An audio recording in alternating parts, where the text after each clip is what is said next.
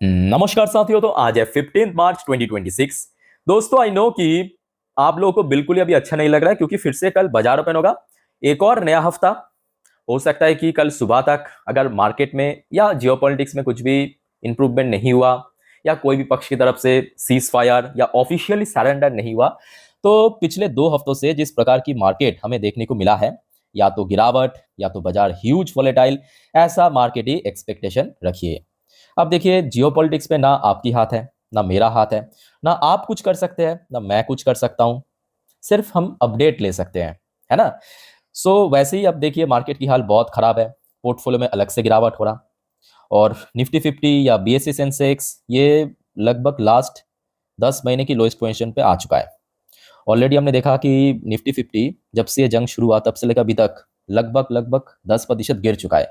कैसे भी करके लास्ट डे क्लोजिंग दिया 23,000 के जस्ट बॉर्डर लाइन पे, वो भी 2% गिरावट के साथ। दोस्तों, जियोपॉलिटिक्स अपने रास्ते पे चलता जाएगा। अब जियोपॉलिटिक्स के अलावा भी बहुत सारे ऐसे इवेंट है अपकमिंग वीक पे, बहुत सारे ऐसे इकोनॉमिकल डेटा आउट होगा जो कि एक्चुअली बाजार को ट्रिगर कर सकता है। तो चलिए दोस्तों, ऐसे कुछ वाइटल की फैक्टर के बारे में आपको मैं जानकारी देता हूं जो कि अपकमिंग ट्रेडिंग वीक पे मार्केट को ट्रिगर करेगा। तो दोस्तों प्लीज वीडियो को बिना स्किप के पूरा अंत तक जरूर देखिएगा, और वैसे भी अभी बहुत सारे जियोपॉलिटिकल अपडेट भी देना है, ठीक है, अंत में। अच्छा, आइए सबसे पहले चेकआउट करते हैं कि इकोनॉमिक टर्म की वेबसाइट में कौन सी ऐसे की फैक्टर मेंशन किया कि अपकमिंग वीक पे बाजार को ट्रिगर कर सकता है। अच्छा, सबसे पहला की फैक्टर जो एक्सपेक्टेड है और पिछले 2 हफ्तों से जिस वजह से मार्केट में गिरावट हो रहा है, ईरान इजराइल वॉर। खैर, इस टॉपिक को हम बाद में कवर करेंगे, ठीक है, कुछ न्यू अपडेट है। अच्छा, इसके अलावा दोस्तों हमें यह भूलना नहीं चाहिए, अपकमिंग वीक पे मोस्ट इंपॉर्टेंट इवेंट यूएस की फेडरल रिजर्व की पॉलिसी मीटिंग, यानी जिसको हम कहते हैं एफओएमसी मीटिंग होने वाला है। और इस बार एफओएमसी मीटिंग एक्चुअली बहुत ज्यादा वाइटल इसीलिए भी है क्योंकि ये जंग चल रहा है, मतलब यूएस ये वॉर में इन्वॉल्व भी है। और कहीं ना कहीं देखा जाए, जो सीपीआई इन्फ्लेशन मतलब महंगाई, ना केवल भारत में या पूरे दुनिया में बल्कि यूएस में भी बढ़ सकता है। ऑलरेडी हमने देखा यूएस की जो बड़े बड़े जो एक्सपर्ट है, एनालिस्ट है, ऑलरेडी प्रेडिक्शन कर चुका है कि मार्च महीनों पे कहीं ना कहीं दुनिया की इंक्लूडिंग यूएसए की इन्फ्लेशन बढ़ेगा। तो इस बार जो पॉलिसी के ऊपर डिसीजन आएगा फेडरल रिजर्व की, वो दोस्तों इस वॉर के बेस पे ही होगा, याद रखना। अच्छा, ये एफएमसी मीटिंग शुरू होगा आपके 17 मार्च को। 17 मार्च मतलब आपके मंगलवार के दिन, और जिसका आउटकम निकलेगा मतलब डिसीजन आएगा 18 मार्च मतलब बुधवार रात को। तो आते ही दोस्तों मैं आपको इन्फॉर्म कर दूंगा। और इस बार भी आप देखेंगे कि यूएस की जो फेडरल रिजर्व की इन्फ्लेशन की टारगेट 2%, उससे थोड़ा ज्यादा ही रहा इस बार। मतलब जो इन्फ्लेशन है, मतलब जो फेडरल रिजर्व की टॉलरेंट लेवल 2%, उससे तो ज्यादा है, 2.4% आया था रिसेंटली, मतलब लास्ट वीक में जो डेटा आउट हुआ है। अच्छा, इसके अलावा back to back US market में भी गिरावट हमें देखने को मिला, ना केवल इंडियन मार्केट में।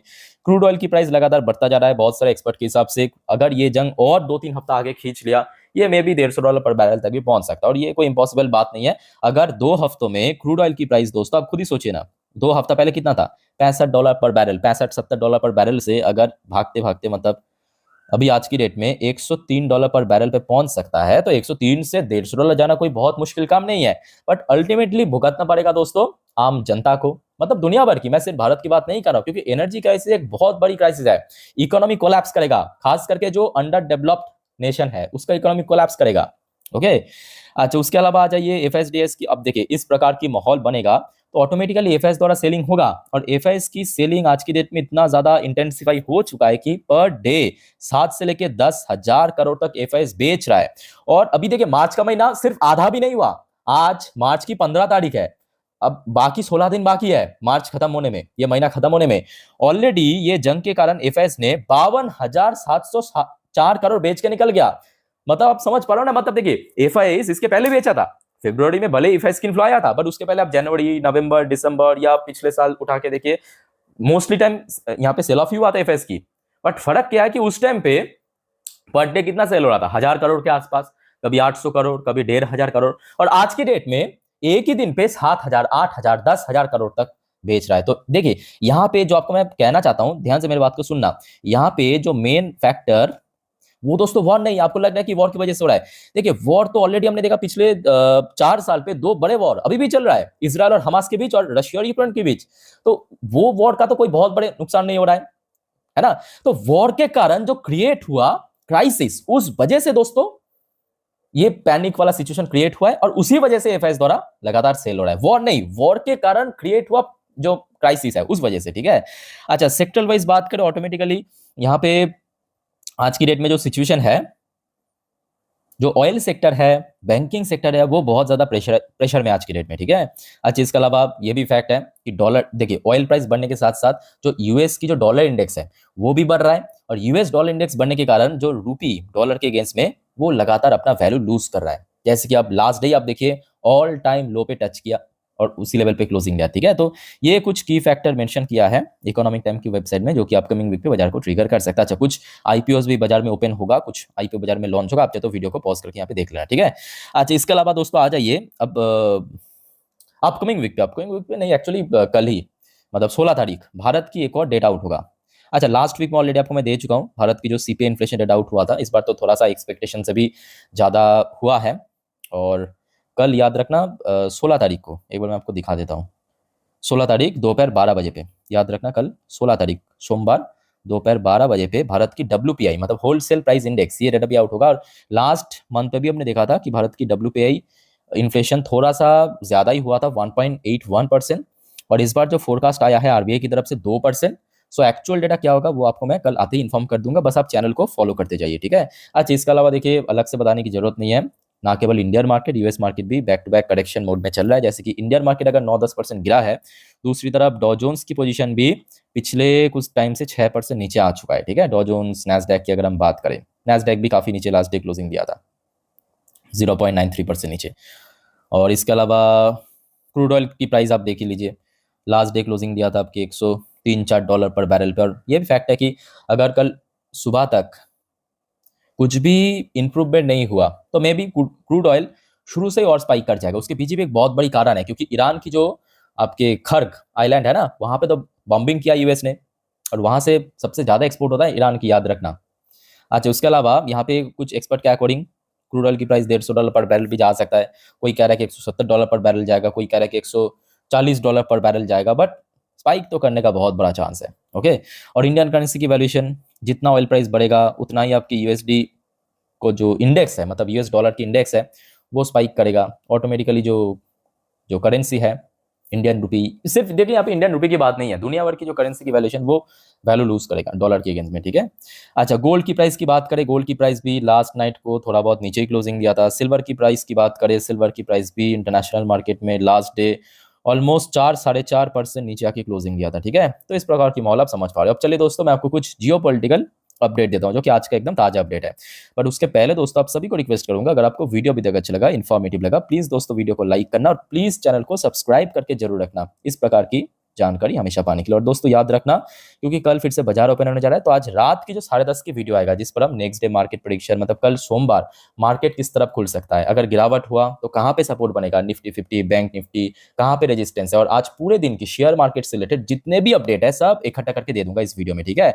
तो कल बाजार के लिए ये वीडियो बहुत इंपॉर्टेंट है, प्लीज मिस मत करना। और प्लीज दोस्तों चैनल को सब्सक्राइब करके रखना, जो कि एकदम फ्री ऑफ कॉस्ट है, टाइम टू टाइम जानकारी आपको मैं दे दूंगा, बस आप अपडेट लेते रहना।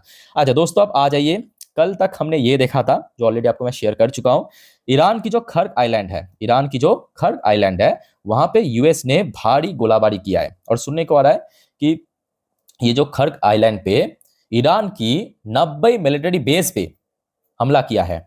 बट दोस्तों यहाँ पे खर्ग आइलैंड की जो खास बात क्या पता है, खर्ग आइलैंड से ईरान को लगभग 80 से 90% क्रूड ऑयल की प्रोडक्शन मिलता है, मतलब जो बाहर एक्सपोर्ट होता है, ठीक है। बट यूएस ने इस बार खर्ग आइलैंड की जो ऑयल प्रोडक्शन होता है ना, उस फैसिलिटी पे हमला नहीं किया, हमला किया है मिलिट्री फैसिलिटी पे। और उसके बाद डोनाल्ड ट्रंप की तरफ से यह भी थ्रेट किया है कि अगर आगे ये जंग कंटिन्यू रहा तो खर्ग आइलैंड पे इस बार ऑयल फील्ड के ऊपर दोस्तों हमला होगा। तो यहां पे अभी देखिए यूएस और इजराइल की स्ट्रेटेजी क्या हो रहा है कि देखिए डायरेक्ट वॉर तो अभी चल रहा है, कोई किसी से कम नहीं।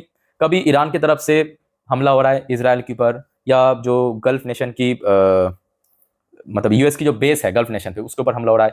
ठीक ऑपोजिट में इजराइल और यूएस भी ईरान के ऊपर हमला कर रहा है, तेहरान के ऊपर, जो बड़े बड़े एसेट्स वहां पे, ये चलता जा रहा है। बट अभी यूएस ने देखा कि भाई साहब, ये जो खर्ग आइलैंड है ना, ये एक्चुअली स्ट्रेटेजिकली, इकोनॉमिकली ईरान के लिए बहुत ज्यादा वाइटल है। इसको अगर हम तबाह कर दे, ईरान घुटने के बल गिर जाएगा। और ये फैक्ट है कि कोई भी देश को अगर आपको सरेंडर करना है, उसकी इकोनॉमी को तोड़ दो। तो अभी डोनाल्ड ट्रंप ने यह थ्रेट किया है कि more strike on Iran Kharg island pushes allies on strait of Hormuz. अब उसके साथ साथ दोस्तों, ये आज का, अभी का, मतलब ये वीडियो मैं रिकॉर्ड कर रहा हूं जस्ट कह सकते हो कि 1.5 से 2 घंटा पहले की बात है। पहले आप देखिए 3:57 की एकदम ऑफिशियल अपडेट आया है आपके ईरान की तरफ से, और ये कोई ईरान की कोई एम्बेसडर या कोई एनवॉय उनकी तरफ से नहीं आया, ये आया है ईरान की फॉरेन मिनिस्टर्स की तरफ से। ये स्टेटमेंट ईरान की फॉरेन मिनिस्टर ने कहा, Iran welcome initiative for complete end of war. दोस्तों कल हुआ खर्क आइलैंड के ऊपर हमला, और आज ईरान की फॉरेन मिनिस्टर की तरफ से ये जो स्टेटमेंट, आपको क्या लगता है दोस्तों, क्या ये जंग जल्दी खत्म हो जाएगा? मैं जानना चाहता हूं आप लोगों से, मतलब आपको क्या लगता है? देखिए मेरा ओपिनियन अगर माने माने मतलब यहाँ पे सुनना चाहेंगे तो मैं कहूँगा जितना जल्दी खत्म हो जाएगा उतना ही बढ़िया है। ठीक है, चाहे यहाँ पे आप ईरान को सपोर्ट करो, आप इजराइल को सपोर्ट करो, यूएस को सपोर्ट करो, डज नॉट मैटर। ये जंग अगर और आगे खिंचता क्या, हर एक सपोर्टर की जेब खतरे में है।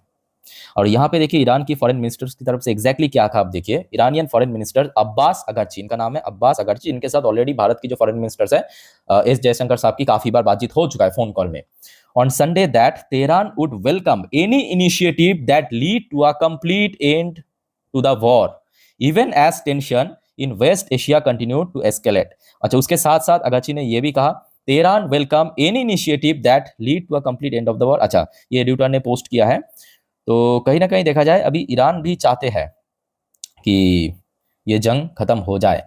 अब देखिए बहुत सारे एक्सपर्ट के हिसाब से ये जो लास्ट डे यूएस की तरफ से बॉम्बिंग हुआ है खर्क आइलैंड पे, उस वजह से अभी ईरान की जो ट्यून है थोड़ा सा आप कह सकते हो कि मतलब परसों तक जितना एग्रेसिव मोड में लग रहा था वो थोड़ा सा अभी डिफेंसिव मोड में लग रहा है।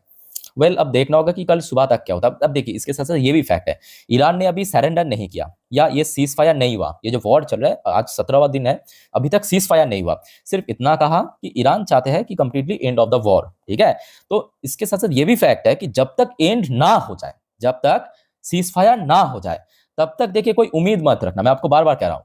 ठीक है, ये जो ईरान की फॉरेन मिनिस्टर्स की तरफ से कमेंट आया है कि हम भी चाहते हैं कि कंप्लीटली ये वॉर खत्म हो जाए। ठीक है, पॉजिटिव मतलब कह सकते हो कि हिंट मिलेगा मार्केट को, बट स्टिल जब तक ना ऑफिशियली खत्म हो जाए तब तक बहुत ज्यादा कुछ उम्मीद मत करना। ओके, अच्छा उसके साथ साथ देखिए अब ये भी सुनने को आ रहा है जो खर्क आइलैंड, मतलब जिसको एक्सपर्ट के हिसाब से ईरान की दुखता हुआ नस, ठीक है, जिसको बॉम्बिंग हुआ है, इसके ऊपर बॉम्बिंग करने से एक्चुअली चाइना को भी नुकसान हो रहा है। आप पूछेंगे कि क्यों कैसे? ये जो खर्क आइलैंड से ऑयल एक्सपोर्ट होता था ना, उसका जो मेजोरिटी वो चाइना को ही मिलता था, याद रखना।